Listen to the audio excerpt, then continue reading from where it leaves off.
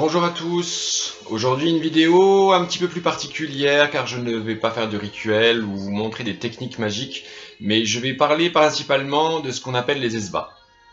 Alors, qu'est-ce qu'un esbat? Il faut savoir qu'un esbat, dans la vie d'un Wiccan ou d'un sorcier Wicca, c'est la célébration de la pleine lune. Il y a donc 12 pleines lunes dans l'année, où les sorciers se réunissent en coven ou en solitaire pour célébrer la puissance de la déesse.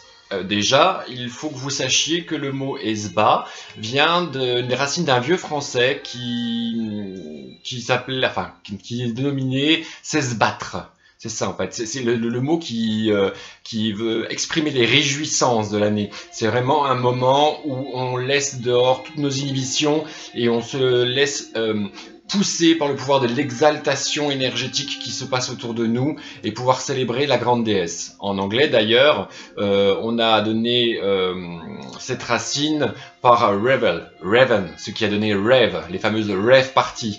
Donc la fête des sorcières, où les gens disent que les sorcières ainsi que tous les esprits de nature allaient célébrer dans les forêts, les bois, les lacs et les rivières. Bon, bien sûr, maintenant, le mot rêve party a donné à d'autres célébrations un petit peu plus tripantes, je dirais. Donc, à quoi servent les esbats? Tout simplement, comme je l'ai dit, à se relier à la grande déesse, car il faut savoir que les deux figures les plus importantes pour les Wiccans sont le dieu et la déesse, qui se manifestent dans différentes fêtes symboliques, en fait.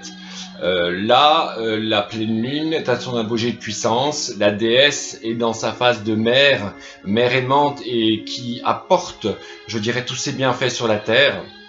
Car il faut savoir, bien entendu, pour ceux qui connaissent la Wicca, qu'on la voit à travers 4 phases: la Vierge lunaire, la Mère éternelle, l'aïeul, certains disent après la Dame de la mort, parce que c'est toujours, les Wiccans célèbrent toujours un cycle naturel, la vie, la mort, la naissance, etc. Il faut savoir aussi, pendant ce rituel, il y a un rituel très important, car pour les Wiccans, le dieu et la déesse ne sont pas extrêmement lointains. Certes, pour nous, le dieu et la déesse sont partout. C'est un concept un petit peu animiste, je dirais, dans le sens où on retrouve la présence de la déesse dans le vent, dans le soleil, dans la lune, dans les fleurs, dans la naissance du printemps, dans le froid de l'hiver. Voilà, tout représente le pouvoir de la déesse, car elle est partout, elle est omnipuissante, omniprésente en chaque chose. On la voit pas comme un dieu au plus haut des cieux qui serait lointain et qu'il faudrait atteindre. Non, il faut savoir que le dieu et la déesse sont en nous. Déjà, c'est très important. Quand un Wiccan fait appel au dieu et la déesse, il ne fait pas appel à quelque chose de loin. Il fait appel aussi à sa divinité qui est en lui. L'homme est un dieu qui est tombé du ciel et qui s'en souvient, a dit de Mussy, je crois. Je ne me rappelle plus. Mais c'est très important cette phrase. Donc, à travers nous, nous relions à la déesse et au dieu. D'ailleurs, dans ce rituel, notamment en coven, là je parle vraiment en coven, il y a un rituel qu'on appelle la descente de la lune, où la grande prêtresse symbolise pendant ce rituel la déesse elle-même. Ainsi, le prêtre, par exemple, va s'agenouiller devant la grande prêtresse et va faire, je dirais, lui rendre hommage à la déesse par les quintuples baisers, qui est un signe, comment dirais-je, pas que de célébration, mais de vénération aussi, où la grande prêtresse fait vraiment incorporer dans son corps la puissance de la lune. Et généralement, en plus, elle va dire ce qu'on appelle la charge de la déesse, qui va bénir l'assemblée, si vous voulez. Elle substitue un petit peu de la déesse, si je puis dire. D'ailleurs, lors de ces rituels, la plupart du temps, les gens sont nus. Par rapport à la charge de la déesse, qui dit, là je lis, « Vous serez libérés de tout esclavage et en signe de votre entière liberté, vous serez nus lors de vos rites. » Donc c'est très important, vraiment, cette fête est vraiment une fête de libération déjà, d'exaltation, mais aussi de vénération. Il faut savoir aussi que ces rituels ne sont pas que des rituels cool, ah, je vais invoquer la déesse de la lune, non, voilà, c'est beaucoup plus profond que ça. Ce sont des rituels, ce qu'on appelle des rituels de catharsis aussi, des rituels de purification. Par l'énergie de la grande déesse, on se purifie à l'intérieur, on se met en symbiose avec ces énergies, on vibre avec l'énergie de la déesse, mais aussi notamment avec tous les Wiccans dans le monde et même d'autres traditions qui célèbrent la pleine lune. Ça, c'est extrêmement important. Il faut savoir, et on n'en parle jamais, que ce genre de célébration écarte aussi grandement ce qu'on appelle les chocs en retour. Elles activent les égrégores, les vibrations particulières qui nous relient à la Wicca. Car, de par le monde, si vous voulez, donc plein de gens célèbrent cette pleine lune. Donc nous sommes tous reliés à travers une chaîne Wiccan, et que l'on soit traditionnel, que l'on soit éclectique, cette chaîne nous relie quand même à la déesse. Donc forcément, le choc en retour qu'on pourrait ressentir par rapport à différents travaux est amoindri, puisqu'il est réparti sur tous les participants dans le monde qui célèbrent. Je ne sais pas si j'arrive bien à me faire m'expliquer sur ce point, mais c'est vraiment un point de vue énergétique très important. C'est pour ça généralement aussi d'ailleurs que les coven, c'est intéressant de rejoindre un coven au niveau énergétique, car souvent, en travaillant ensemble, l'énergie qui est utilisée lors d'un travail est non seulement accrue par toutes les personnes qui sont là, mais répartie sur toutes les personnes qui sont présentes. Il faut savoir aussi que c'est un moment pour augmenter la force de nos sortilèges, mais pour renforcer les travaux qu'on fait, renforcer un égrégore particulier. Vous avez fait par exemple, je ne sais pas moi, un travail de fertilité pour quelqu'un, c'est le moment idéal. Si vous voyez que le sortilège prend du temps à se mettre en place, c'est le moment idéal pour le renforcer. La déesse est toute puissante, donc elle peut renforcer tous vos rituels si vous lui demandez.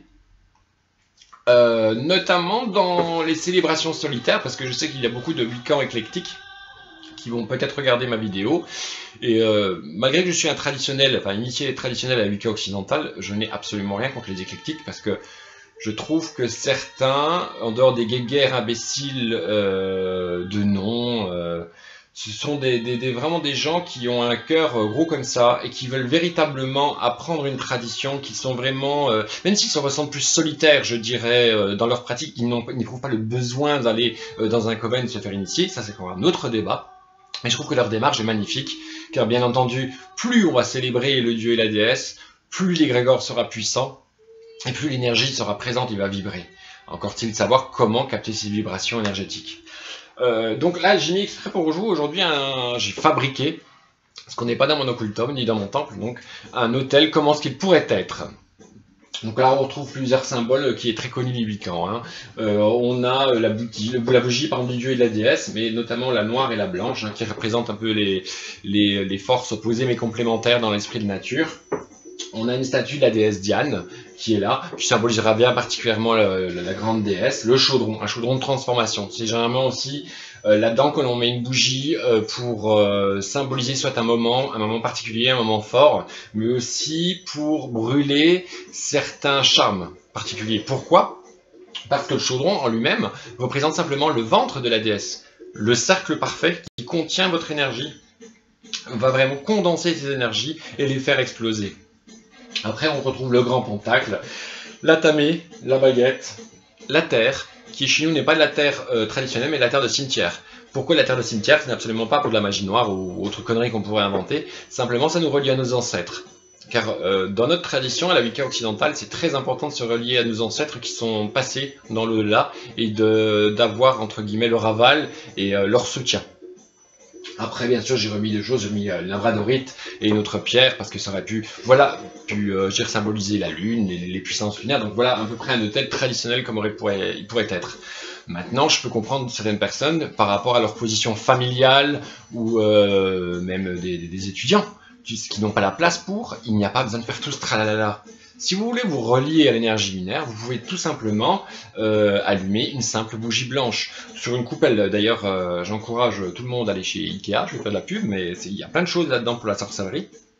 Vous pourrez trouver notamment des petits plateaux qui sont comme ça à peu près, où vous pouvez poser une bougie au milieu et décorer quand vous voulez tout autour. Et là, nous sommes par exemple dans un esbat, dans un esprit lunaire, donc vous pourrez très bien mettre des fleurs blanches, des cristaux, un petit verre de lait. Voilà, c'est vraiment une symbolique. Et à travers cette symbolique, vous allez vraiment vous relier quand même à cet égrégore. Après, vous pouvez faire simplement une simple petite prière avec un bâton d'encens. C'est très bien aussi. Tous ceux qui vous disent qu'il faut faire un très grand rituel pour se relier à la lune, c'est faux.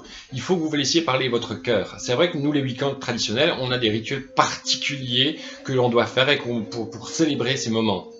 Maintenant, même moi, je dis que quand je n'ai pas envie, parce que tout simplement je suis fatigué, je préfère faire un petit rite qui soit honnête de cœur, plutôt qu'un grand rituel où je suis là, j'ai pas envie, je suis fatigué, etc. Vous voyez ce que je veux dire par là? Alors, un autre truc qui est bien, alors je m'excuse, je plonge, hop, voilà. Je reviens toujours à mes petites, ce qu'on appelle en anglais les candle jar. C'est super ça pour se relier à certaines forces particulières ou des moments particuliers. Soit vous vous retrouvez, enfin, je ne sais pas chez vous comment ça, nous on a des magasins qui s'appellent Tout à 2 € et où il y a des bougies catholiques. Là, on voit la Marie qui défait les nœuds là. Ben moi je les achète. Je retire simplement l'étiquette. Alors pour pas que ça reste collé, un petit truc, c'est vous prenez un sèche-cheveux, hein, vous chauffez un petit peu là et l'étiquette se retire tout seul. Et simplement vous pouvez coller dessus une image de la déesse en tant que déesse lunaire, comme vous aimez bien. Hein, ça peut être Diane, Artémis, Hécate, comme vous voulez. Tout simplement, et que vous enduirez à l'intérieur d'une huile un petit peu lunaire. Une huile qui peut être composée, je sais pas moi, d'armoise par exemple, de toutes les plantes qui seraient vraiment, comme le lotus aussi, qui seraient reliées à la lune en fait. Et ça peut être tout simplement un charme, petit rituel particulier, mais qui vient vraiment du fond du cœur, et je pense que si on regarde la logique des choses, je pense que les dieux préfèrent des rites qui sont vraiment chargés en émotion et en énergie que plutôt un rite, un grand rituel qui soit vide. Car combien de fois j'ai déjà entendu des Wiccans traditionnels qui ont été invités par d'autres coven et le rituel était vide. Vide, certes très majestueux, etc., etc., mais il était vide, il n'y avait aucune intention. Les gens participaient à un rituel. Voilà, point barre. Donc il n'y avait pas cette exaltation, vraiment cette célébration personnelle qu'on doit ressentir au fond de soi. Alors là, moi par exemple, j'ai pas mis de nappe, hein, parce que ma commode est blanche, mais j'aurais pu très bien mettre une nappe blanche, hein, tout simplement, ou une nappe argentée, voire noire, qui symbolise simplement la nuit, les forces de la nuit. Là, il y a 2 bougies. Certains en mettent, nous, dans notre tradition, on a exactement 28 bougies qui sont autour de l'autel principal, qui symbolisent tous les cycles lunaires. Donc il y a des chandelles blanches et des chandelles noires qui symbolisent les cycles lunaires, comment ils tournent. Après, il y a aussi l'onguent. L'onguent, c'est particulier, comme je vous parlais tout à l'heure, que certains, la plupart des Wiccans traditionnels le célèbrent à la pleine lune nue. Il y a ce qu'on appelle l'onguent des sorciers. C'est un onguent particulier où il y a certaines plantes particulières où avant de faire un rituel, on s'enduit d'une certaine manière, notamment certains points énergétiques comme le plexus, le chakra pinéal et pituitaire, pour se préparer à ce moment. Avec certaines phrases, dans certains sabbats par exemple, on a des phrases typiques qui sont Amen étant, je suis à toi, tu es à moi, je me prépare, etc. Il y a la même chose version sabbat en disant en gros, regarde déesse, je me prépare à ton sabbat, je me prépare à ta célébration. C'est une manière très bien de pouvoir se mettre en condition mentale du rite que l'on va effectuer. D'autres vont prendre un bain spécifique aussi, avec simplement des herbes lunaires ils ont préparé un gros thé en fait si vous voulez, qu'ils ont mis des herbes dedans, voire des huiles essentielles, ils ont laissé un peu refroidir et ils déversent ce bain magique sur eux pour se préparer justement à ce travail. C'est une manière comme une autre, j'aime beaucoup. De personnes qui sont aussi, j'ai appris, c'est pas mal, c'est dans les eaux spirituelles notamment, on crée simplement une eau lunaire, donc une eau qui a été exposée à la pleine lune, avec certaines pierres dedans, notamment comme le corail, le cristal de roche, la pierre de lune, etc., où ils vont asperger leur autel. C'est une offrande en fait, si vous voulez, c'est un peu comme de l'eau de Floride, c'est une offrande envers les dieux. J'aime bien aussi. Qu'est-ce que je pourrais dire d'autre en sorcellerie pratique, outre de devoir renforcer les sortilèges que l'on fait habituellement, notamment par ce qu'on appelle le cône de pouvoir, vous pouvez charger des plantes, charger des sacs mojo, des amulettes qui sont vraiment particuliers en relation avec la déesse, notamment vos bijoux en argent. Je parlais des cristaux, et essentiellement les cristaux lunaires, comme la métisse, l'azurite, le corail, le cristal de roche, la pierre de lune, etc. C'est inutile de mettre des pierres solaires, ça sera un non-sens, quoi. Vous pouvez très bien exposer la lumière lunaire, vos tarots, votre boule de cristal, votre pendule, tout ce qui a besoin d'être chargé en énergie de divination. Il y a bien sûr aussi, c'est le moment idéal, et ça on en consomme énormément dans la Wicca, c'est ce qu'on appelle l'eau lustrale. Alors, selon les traditions, ça dépend, hein. Il y a chez nous, c'est une eau de source où il y a un aimant dedans qui est exposé pendant toute la nuit à la lueur de la lune. Chez d'autres traditions, c'est simplement de l'eau qui est exposée à la lune où on est à plonger un tisson de cuivre rougi par le feu dedans, donc on l'éteint. Ça c'est une méthode plutôt grecque, je trouve. Qu'est-ce que l'on pourrait dire d'autre aussi? Oui, les systèmes des offrandes, parce que parfois certaines personnes aiment, et c'est le propre de la Wicca, de se relier à la nature. Donc certes, ils vont allumer peut-être leur petite bougie, mais on vont désirer faire une offrande particulière. Il faut savoir que toutes les traditions antiques relient souvent la déesse aussi au monde souterrain, et non pas qu'au monde fertile. Donc on retrouve les entrées des mondes souterrains, près des puits, des rivières, des lacs. On retrouve ça dans plein de traditions, notamment encore une fois dans les traditions africaines, où il est courant d'aller offrir, par exemple à la déesse de la rivière, ou des mers comme Yemanja par exemple, Yemaya, un petit bateau où dedans ils incluent les offrandes pour la déesse, et ils mettent ce petit bateau sur la rivière. Et en fait, je crois que c'est le Nouvel An, si je ne me trompe pas, où ils fêtent au Brésil de Yemaya, où chacun va sur la plage, habillé de blanc et de bleu, et va offrir ce bateau dans les vagues de la mer.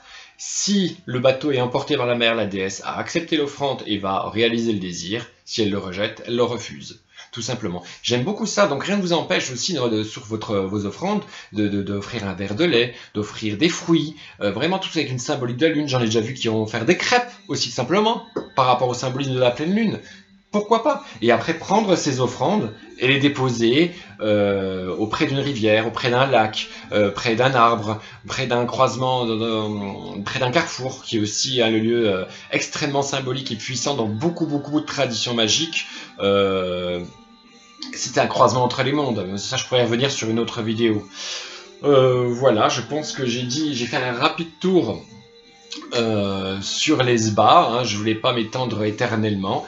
Si vous avez des questions beaucoup plus précises à me demander, pardon, je le ferai bien évidemment.